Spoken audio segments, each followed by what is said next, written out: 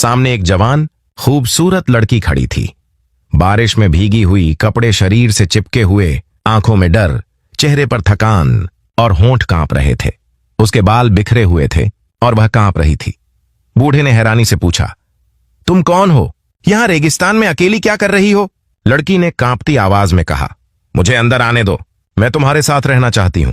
बूढ़ा पीछे हट गया, पेशानी पर बल पड़ गए। मेरे साथ? लेकिन क्यों? तुम हो कौन?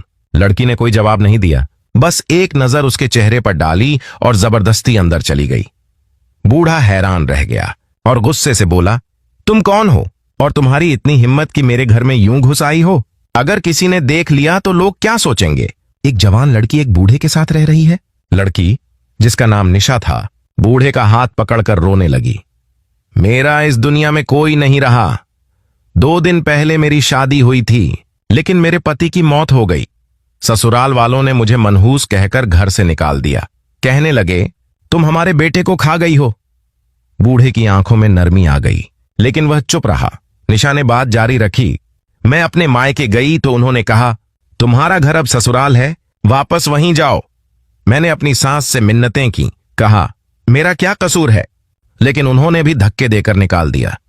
बूढ़े ने गहरी सांस ली और धीरे से कहा, ठीक है बेटी, तुम यहां रह सकती हो जब तक चाहो, लेकिन अगर किसी ने देख लिया तो लोग बातें करेंगे। निशा ने सिर झुका लिया और एक कोने में जाकर बैठ गई।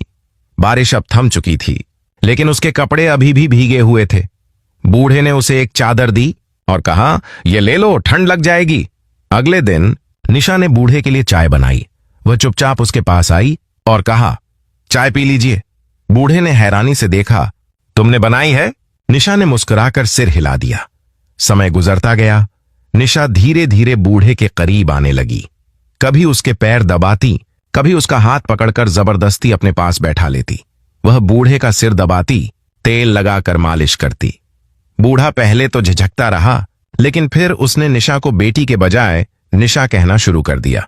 शायद उसके दिल में भी कोई जज्बा जाग उठा था। रात को जब बूढ़ा सो जाता, निशा उसके पास आकर बैठ जाती और घंटों तक उसे देखती रहती। उसकी आंखों में एक अजीब सी चमक होती, जैसे वह किसी खोई हुई दुनिया को तलाश रही हो। एक दिन बूढ़े ने निशा से पूछा, तुम्हें यहां कैसा लग रहा है? निशा ने धीरे से कहा, यहां सुकून है। तुम्हारे पास आकर मुझे ऐसा लगता है जैसे मैं सुरक्षित हूं। बूढ़े ने नजरें झुका लीं। वह उस एहसास से लड़ रहा था जो उसके दिल में जन्म ले रहा था। एक बूढ़ा व्यक्ति जिसने मोहब्बत को बरसों पहले दफन कर दिया था, अब एक जवान लड़की की मौजूदगी से बेचैन हो रहा था। निशा ने एक दिन बूढ़े के हाथ पकड़कर कहा, तुम बहुत अच्छे हो। दुनिया में सबने मुझे ठुकराया, लेकिन तुमने मुझे पनाह दी। बूढ़े ने कुछ कहना चाहा, लेकिन शब्द उसके होंठों पर आकर रुक गए। निशा ने मुस्कुराकर कहा, क्या मैं तुम्हारे लिए कुछ बना लूं? खाने में क्या पसंद है? बूढ़े ने पहली बार दिल से मुस्कुराकर कहा, जो तुम बनाओगी वही पसंद आएगा। अब निशा रोज बूढ़े के लिए खाना बनाती, उसके कपड़े धोती और घर की सफाई करती। वह एक पत्नी की तरह उसके साथ रहने लगी, लेकिन उनके बीच कोई रिश्ता नहीं था, बस एक खामोशी, एक कुर्बत, एक एहसास। बूढ़े ने महसूस किया कि निशा की मौजूदगी ने उसकी जिंदगी में रंग भर दिए हैं। वह जो बरसों से तन्हा था, अब उसके दिल में एक चमक थी, एक उम्मीद थी। लेकिन वह जानता था, यह सब अस्थाई है। दुनिया की नजरों में यह रिश्ता अजीब है, नामंजूर है। एक रात जब चांदनी रेत पर चमक रही थी, निशा बूढ़े के पास आई और उसके करीब बैठ गई। क्या तुम्हें कभी मोहब्बत हुई थी? उसने पूछा। बूढ़े ने लंबी खामोशी के बाद कहा, हां, बहुत साल पहले, लेकिन वह मोहब्बत वक्त के साथ मिट्टी में दफन हो गई। निशा ने धीरे से कहा, शायद मोहब्बत कभी मरती नहीं, बस छिप जाती है और किसी दिन फिर से जाग उठती है। बूढ़े ने उसकी तरफ देखा और पहली बार उसकी आंखों में वह चमक नजर आई जो बरसों पहले किसी और के लिए थी। निशा ने उसका हाथ थामा और कहा, मैं यहां रहना चाहती हूं, हमेशा। बूढ़े ने कुछ न कहा, बस आसमान की तरफ देखा, जैसे किसी जवाब की तलाश में हो। फकीर बख्श की जिंदगी में निशा की आमद एक अजीब सी तब्दीली ले आई थी। वह जो बरसों से तन्हाई का आदी था, अब हर सुबह निशा की आवाज से जागता, हर शाम उसकी मौजूदगी से सुकून पाता। निशा ने घर को संवारना शुरू कर दिया था। कच्चे आंगन में झाड़ू लगाती, दीवारों पर कपड़ा फेरती और रसोई में कुछ न कुछ पकाती रहती। फकीर बख्श अक्सर उसे देखता रहता, खामोशी से। उसके दिल में एक अजीब सी खींच पैदा हो गई थी।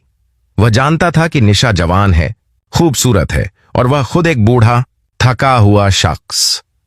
लेकिन दिल के जज्बात उम्र नहीं देखते। एक दिन निशा ने फकीर बख्श के लिए पराठे बनाए। वह थाली लेकर आई और कहा, आज कुछ खास बनाया है। फकीर बख्श ने मुस्कुराकर कहा, खास? मेरे लिए?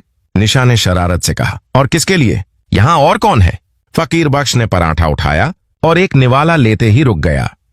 ये तो बहुत मजेदार है, निशा ने खुश होकर कहा। बस आपकी तारीफ ही काफी है। दिन गुजरते गए। निशा अब फकीर बख्श के साथ बैठकर बातें करती, उसकी पुरानी यादें सुनती और कभी कभी उसके कंधे पर सिर रखकर चुप हो जाती। फकीर बख्श के दिल में एक नरम कोना बन चुका था। वह निशा को सिर्फ एक मेहमान नहीं समझता था, बल्कि जैसे वह उसकी जिंदगी का हिस्सा बन गई हो। एक रात जब आसमान पर चांदनी छाई हुई थी, निशा ने फकीर बख्श से कहा, कभी कभी सोचती हूं, अगर मेरी जिंदगी में वो हादसा न हुआ होता तो शायद मैं कभी आपसे न मिलती। फकीर बख्श ने धीरे से कहा, जिंदगी के रास्ते अजीब होते हैं। कभी दुख हमें वहां ले जाते हैं जहां सुकून छुपा होता है। निशा ने उसकी तरफ देखा। आपने मुझे पनाह दी, इज्जत दी, सुकून दिया, मैं कभी नहीं भूलूंगी। फकीर बख्श ने नजरें झुका लीं। वह कुछ कहना चाहता था, लेकिन जुबान साथ नहीं दे रही थी। निशा ने उसका हाथ थामा। क्या आपको मेरी मौजूदगी से कोई परेशानी है? फकीर बख्श ने फौरन कहा, नहीं, बिल्कुल नहीं, तुम हो तो घर में रौनक है। निशा ने मुस्कुराकर कहा, तो फिर मुझे जाने को मत कहना। फकीर बख्श ने सिर हिला दिया, जब तक चाहो यहां रहो। अब निशा फकीर बख्श के लिए कपड़े सीती, उसके जूते साफ करती और जब वह थक जाता तो उसके पैर दबाती। वह एक बीवी की तरह उसके साथ रहने लगी थी, लेकिन उनके बीच कोई रिश्ता नहीं था, बस एक खामोशी, एक कुर्बत, एक एहसास। एक दिन निशा ने फकीर बख्श के लिए तेल की मालिश की। वह उसके सिर में तेल डालती, धीरे धीरे उंगलियों से मालिश करती और फकीर बख्श आंखें बंद करके सुकून महसूस करता। वो लम्हे जैसे वक्त को रोक देते थे। फकीर बख्श ने एक दिन निशा से कहा, तुम्हें यहां कैसा लगता है? निशा ने कहा, यहां दिल लग गया है। आपके साथ रहकर ऐसा लगता है जैसे मैं किसी अपने के साथ हूं। फकीर बख्श ने धीरे से कहा, मैं भी तुम्हें अपना ही समझने लगा हूं। निशा ने मुस्कुराकर कहा, तो फिर मुझे बेटी मत कहिए। फकीर बख्श चौंक गया। क्या मतलब? निशा ने नजरें झुका लीं। बस बेटी कहने से दिल दुखता है। फकीर बख्श ने कुछ न कहा, लेकिन उसके दिल में एक तूफान उठा। वह जानता था कि निशा के दिल में कुछ है और शायद उसके दिल में भी। एक दिन निशा ने फकीर बख्श के लिए एक छोटा सा तोहफा बनाया, एक कपड़े का रूमाल जिस पर उसने हाथ से फकीर बख्श का नाम कढ़ाई से लिखा था। वह रूमाल लेकर आई और कहा, यह आपके लिए। फकीर बख्श ने रूमाल देखा और आंखों में नमी आ गई। ये तुमने बनाया? निशा ने सिर हिला दिया, दिल से। फकीर बख्श ने रूमाल को सीने से लगा लिया। शुक्रिया निशा। अब वह उसे निशा कहकर बुलाता था, बेटी नहीं। निशा भी फकीर बख्श को बाबा कहना छोड़ चुकी थी। वह अब सिर्फ आप कहती थी। और कभी कभी फकीर बख्श, एक रात जब फकीर बख्श सो रहा था, निशा उसके पास आई और धीरे से उसका चेहरा देखा। वह घंटों तक उसे देखती रही, जैसे उसके चेहरे में कोई कहानी पढ़ रही हो। फकीर बख्श ने आंखें खोलीं। निशा, तुम जाग रही हो? निशा ने कहा, हां, बस आपको देख रही थी। फकीर बख्श ने धीरे से कहा, क्या देख रही थी? निशा ने कहा, एक ऐसा चेहरा जिसने मुझे जिंदगी दी। फकीर बख्श ने कुछ न कहा, बस आंखें बंद कर लीं। लेकिन उसके दिल में एक अजीब सी गर्मी थी, जैसे मोहब्बत ने फिर से जन्म लिया हो। फकीर बख्श की जिंदगी में निशा अब सिर्फ एक मेहमान नहीं रही थी।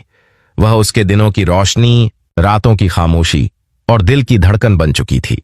रेगिस्तान की तन्हाई में दोनों एक दूसरे के साए बन गए थे।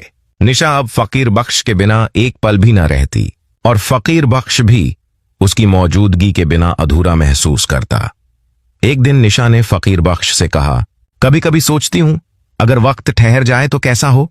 फकीर बख्श ने धीरे से कहा, वक्त तो नहीं ठहरता, लेकिन कुछ लम्हे दिल में हमेशा के लिए रुक जाते हैं। निशा ने उसकी तरफ देखा, क्या मेरे साथ गुजरा हर लम्हा आपके दिल में है? फकीर बख्श ने नजरें झुका लीं। तुम हो तो दिल धड़कता है। निशा मुस्कुराई, तो फिर मुझे जाने को मत कहना।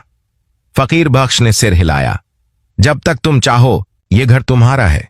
लेकिन दुनिया की नजरें अब उन पर पड़ने लगी थीं। करीबी गांव के कुछ लोग जो कभी कभार रेगिस्तान से गुजरते थे, निशा को फकीर बख्श के साथ देखने लगे थे। बातें होने लगीं, फुसफुसाहटें शुरू हो गईं। एक दिन एक बूढ़ी औरत फकीर बख्श के घर आई और बोली, फकीर बख्श, लोग बातें कर रहे हैं, कहते हैं तुमने एक जवान लड़की को अपने घर में रखा हुआ है। फकीर बख्श ने शांत लहजे में जवाब दिया, उसे पनाह दी है, इज्जत दी है। बूढ़ी औरत ने तंज से कहा, इज्जत या कुछ और? फकीर बख्श ने दरवाजा बंद कर दिया, लेकिन उसके दिल में एक कांटा चुभ गया। निशा ने सब कुछ सुन लिया था। वह फकीर बख्श के पास आई और बोली, अगर मेरी मौजूदगी आपके लिए बोझ बन रही है तो मैं चली जाती हूं।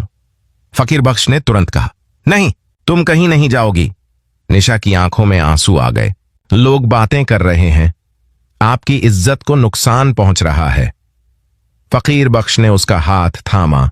तुम मेरी इज्जत हो, निशा ने धीरे से कहा। तो फिर मुझे अपना लो। फकीर बख्श चौंक गया। क्या मतलब? निशा ने नजरें झुका ली। शादी कर लो मुझसे, ताकि दुनिया को जवाब मिल जाए। फकीर बख्श ने लंबी खामोशी के बाद कहा, मैं बूढ़ा हूं, तुम जवान हो, लोग कहेंगे मैंने तुम्हें पनाह देकर फायदा उठाया। निशा ने कहा, लोग तो वैसे भी बातें कर रहे हैं, लेकिन अगर हम एक दूसरे के लिए हैं तो रिश्ता क्यों नहीं? फकीर बख्श ने आसमान की तरफ देखा, जैसे किसी इशारे की तलाश में हो, फिर धीरे से बोला, अगर तुम तैयार हो तो मैं भी तैयार हूं। अगले दिन फकीर बख्श और निशा ने सादगी से निकाह कर लिया। न कोई गवाह था, न कोई रस्म, बस दो दिलों का वादा था। रेगिस्तान की खामोशी ने उनके रिश्ते की गवाही दी। अब निशा फकीर बख्श की बीवी थी। वह पहले से ज्यादा मोहब्बत से उसका ख्याल रखती, उसके लिए खाना बनाती, उसके कपड़े सीती और रात को उसके साथ बैठकर तारों की बातें करती। फकीर बख्श ने महसूस किया कि उसकी जिंदगी का जो खालीपन था वो भर गया है। निशा ने उसे जीने का नया मकसद दिया था, लेकिन वक्त कभी एक जैसा नहीं रहता। एक दिन फकीर बख्श की तबीयत खराब हो गई। वह बुखार में तप रहा था और निशा उसके पास बैठी उसका माथा पोंछ रही थी, दवा दे रही थी और दुआएं मांग रही थी। फकीर बख्श ने कमजोर आवाज में कहा, निशा, अगर मैं न रहा तो तुम क्या करोगी? निशा ने आंसुओं से भरी आंखों से कहा, आपके बिना कुछ नहीं। फकीर बख्श ने धीरे से कहा, जीना सीखो मेरे लिए। निशा ने उसका हाथ थामा। आपके बिना जीना मुमकिन नहीं। फकीर बख्श मुस्कुराया। मोहब्बत में कुर्बानी होती है, जुदाई भी। निशा ने कहा, लेकिन मेरी मोहब्बत में सिर्फ आप हैं। कुछ दिनों बाद फकीर बख्श की हालत और बिगड़ गई। निशा ने गांव से हकीम बुलाया, लेकिन सब बेअसर रहा। फकीर बख्श की सांसें कमजोर पड़ने लगीं। आखिरी रात निशा उसके पास बैठी थी। फकीर बख्श ने धीरे से कहा, निशा, तुमने मुझे जिंदगी दी, तुम मेरी आखिरी खुशी हो। निशा रोते हुए बोली, आप मेरे सब कुछ हैं। फकीर बख्श मुस्कुराया, आंखें बंद की और हमेशा के लिए सो गया। निशा ने उसकी कब्र रेगिस्तान में बनाई, जहां वह पहली बार आई थी। वह रोज उसकी कब्र पर जाती, फूल रखती और कहती, तुम मेरे हो हमेशा के लिए।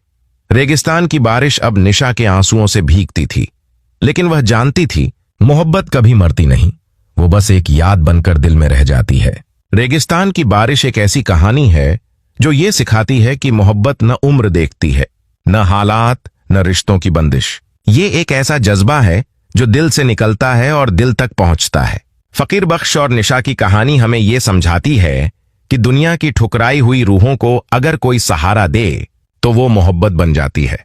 तन्हाई में भी अगर कोई दिल दूसरे दिल की धड़कन सुन ले तो जिंदगी बदल सकती है। लोग जो देखते हैं वही सच नहीं होता, असली सच वो होता है जो दिलों में छिपा होता है। मोहब्बत कुर्बानी मांगती है, लेकिन वही मोहब्बत जिंदगी को मायने देती है। ये कहानी याद दिलाती है कि कभी कभी सब कुछ खो देने के बाद ही इंसान वो पा लेता है जो सच में उसका होता है। अगर आपको ये कहानी पसंद आई हो तो मेरे YouTube चैनल आहिल वॉइस को सब्सक्राइब जरूर करें, ताकि आपको ऐसी और दिल को छू लेने वाली कहानियां और जिंदगी के सबक सुनने को मिलते रहें। Subscribe now. आहिल वॉइस, आपका प्यार ही मेरी आवाज है।